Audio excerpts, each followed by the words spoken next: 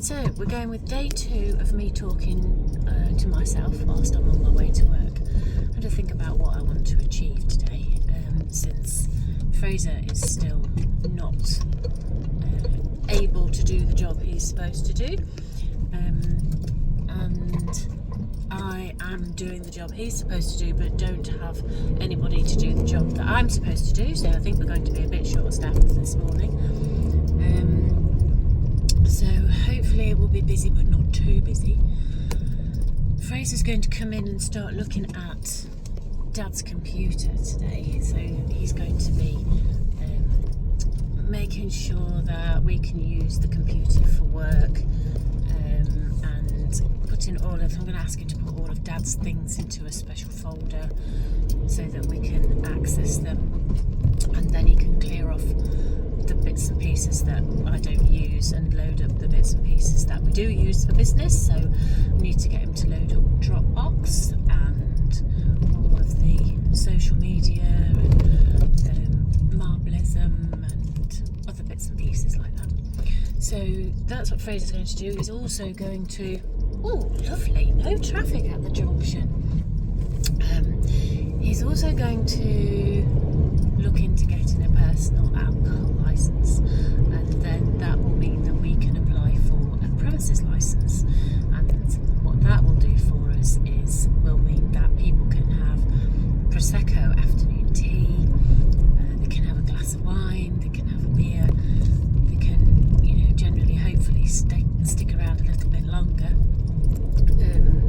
and have a few drinks and enjoy themselves, which may mean that might lead to us opening some evenings, even though I don't have anybody to do those evenings and I'm not doing them.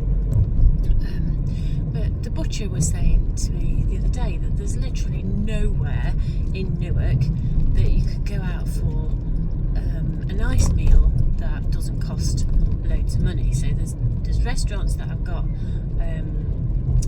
really high quality menus, and then restaurants that are like different types of foods like Chinese or Indian foods, but no places to go to eat in the evening where you can just chill out and have a decent meal but it doesn't absolutely cost a week's wages. So that might be something to look into after we get the premises licence. The other thing we need to do is to apply for a pavement licence for the sunny side of the street. So at the Governor's house, the front of the house is in the sun for about an hour in the morning, and then the rest of the day is in the shade. So what would actually be quite nice is if we had a pavement licence for the opposite side of the street and set up all our tables and chairs, and maybe get some parasols and some pavement barrier things to show that it's the Governor's house seating area, and hopefully people will come along and sit there and enjoy the sunshine and a glass of wine and look at the Governor's house and think about how amazing it was during the Civil War, all the history. I think we probably need to write a history leaflet, so that's probably something I can task Fraser with, is to write a small booklet that talks about the history of the Governor's house. Might be able to ask Kevin Winter to help with that, or Bernard Martin.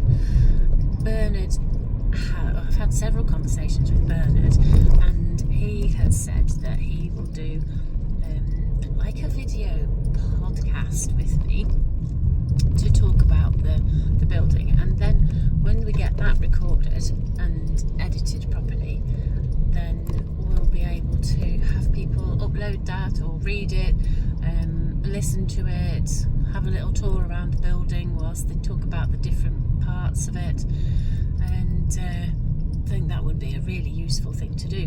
So maybe we just get people to have some headphones and they can walk around the building looking at the different bits that Bernard's talked about.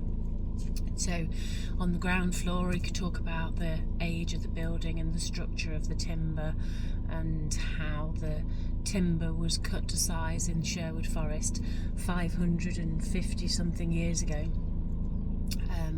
And I didn't know this until I listened to Bernard talking about it. So what the carpenters would have done is to cut down the trees in Sherwood Forest, cut all the beams to size, peg out the building to shape, so a bit like an IKEA flat pack, and then transport all the beams by horse, so drag it along by horse, all the way from Sherwood to Newark. But one of the things he said that was quite interesting to me was that the paths, the roads were quite narrow.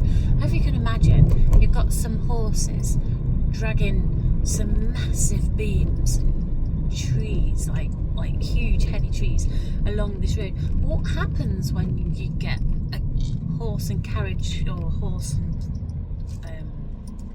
and carriage coming in the opposite direction? You can't reverse a tree. You can't reverse a huge... it must have been a logistical nightmare. So anyway, they would have dragged all this timber all the way to Newark from Sherwood Forest, and then pegged out the building and put it all back together again as it is now. So some of the building is really, really old. Some of it's a bit of an extension. Some of it's not very old at all.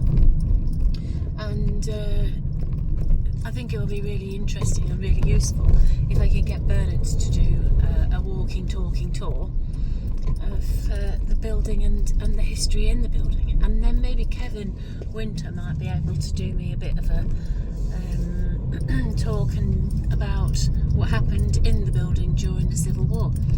So that actually would be quite a useful thing to get done. Anyway, I'm in Asda now. I'm going to go and collect the shopping again for the next day, and hopefully we'll have a busy day, and hopefully it won't be too stressful because we're short-staffed. I'll maybe put a post out to see whether or not anybody can come and help as a holiday cover. Anyway, signing off.